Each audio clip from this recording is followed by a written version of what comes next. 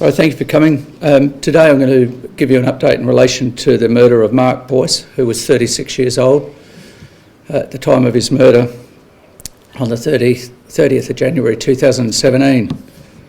Mark was a young man who was engaged and lived with his partner out at Elizabeth South, and he left his home at Hill Street, Elizabeth South at about 10:35 p.m. on the 30th of January 2017. After he left the house, he was assaulted by 3 members of the Hells Angels.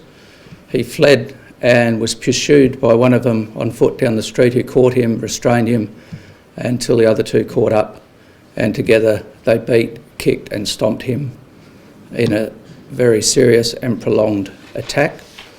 On the 8th of February, tragically, Mark died from those injuries. There were 2 vehicles seen that day, a Toyota RAV4 and a Toyota Echo, which we now know were owned by the people in custody, and one of the vehicles by a 3rd suspect. In June 2019, Joshua Grant was convicted of the murder and sentenced to a life term of imprisonment. You recall that in September 2019 we conducted an extensive search over a couple of days at the Hells Angels property at Ponde, and we were successful in recovering the Toyota Echo, which had been buried approximately 4 metres underground, the soil levelled and then tonnes and tonnes of dirt placed above it. The recovery of that vehicle opened up quite a lot of investigation opportunities, and the investigation steadily progressed over the last 9 months to the point where we've now been able to arrest a 31-year-old man from Gulfview Heights who was arrested at his workplace at Lonsdale this morning, and he's been charged with murder. He's currently in the City Watch House and will appear in court either later today or in the morning. We've also searched his home at Gulfview Heights and seized a number of items. I can't go too much into the evidence about that, but what I can tell you is that we're still looking for the other vehicle. That's the 2013 silver RAV4. When we did a press release shortly after Mark's murder, that vehicle disappeared from our roads and hasn't been seen since. It hasn't been re-registered, it hasn't been reported stolen, there's been no insurance claims and the like lodged for its disappearance. The owner of that car is the father of the person who we say is the 3rd suspect. We're continuing to build a brief of evidence against that person, and the investigation is progressing well, and we're also examining the role of a 4th person who may have assisted in identifying the location of the intended target of this assault and murder, which wasn't Mark Boyce. Originally it was somebody else, and when they couldn't find that person, they then decided to attack Mark.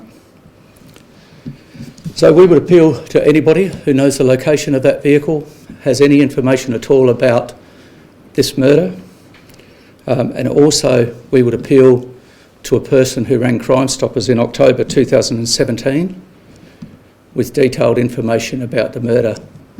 It's critically important that person contacts us back, and if they ring Crime Stoppers today between 6 p.m. and 9 p.m, they'll be transferred to one of the case officers investigating this matter. I'm happy to take questions. Will you be searching Ponde again? Do you think there's evidence there that perhaps wasn't uncovered last time you searched? No, we're pretty comfortable that there isn't another car there. The truth is we don't know where the car is. Was this man a suspect prior to that vehicle being found, or was the vehicle directly? Yes, he was. Are you able to talk about the painstaking forensic investigation to be able to lead to this man's arrest today, having found that car? Yeah. Property being buried underground and severely... Yeah, well, it goes back even further than that. I mean, the role of the original forensic people, but certainly the role of the investigators, never giving up. It's 3.5 years. They continued to work the streets, generate information about this from lots of people, and then obviously we were able to identify that the vehicle was buried at Ponde and then conduct a search and find that vehicle. The vehicle had been obviously cut up and there'd been attempts to remove identifying features. It had been flattened and burnt, but notwithstanding all of that, it was still able to tell us a story. What would this mean for the Mark Boyce's family? I mean, it's another step in the direction of some justice. Yeah, look, nothing will ever replace the loss of Mark, but at least it's another one of those involved that will be held accountable. And it's for that reason I appeal to everybody. If you're reluctant to help the police, don't think about us. If you come forward and provide information, you'll actually be helping the family, and you'll be helping our communities by getting people like this off the street. What is it that police are hoping to learn from? Pardon? What is it that police are hoping to learn from the person who called into Crime Stoppers in October 2017? That person has a good knowledge of what happened. I can't say more than that, but it would be really beneficial to us to be able to talk directly with that person. Do you suspect they could help in locating the second vehicle? I won't go into what they might tell us because I don't want to put that person at risk. And are you able to detail some of the items that were seized from this man's home? No, I can't, I'm sorry. Was there reason to believe the father of this third suspect had any knowledge or had any involvement before? I guess you had more knowledge of this second car than before? It would be impossible to think that that person doesn't know now. Would you be appealing for them to come forward? That person hasn't cooperated to the level that we would like at this stage.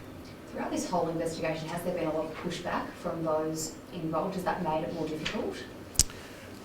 Oh, look, when you're investigating outlaw motorcycle gang members or other organised crime people, the investigations are always challenging, but the reality is people have and do cooperate with us and will continue to cooperate with us.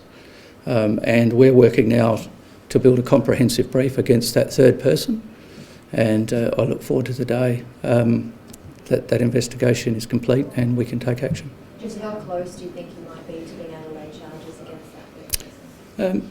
That person should take no comfort in the fact that it's been 3.5 years, because it's taken 3.5 years to arrest the person we have today, and we'll take as long as necessary, and we won't give up in trying to get sufficient evidence to arrest that person.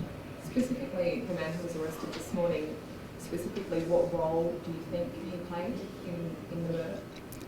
I can't discuss the evidence of the case, but he's certainly one of the three we would allege. Do you think he delivered the fatal blow? I can't answer that. Right, okay.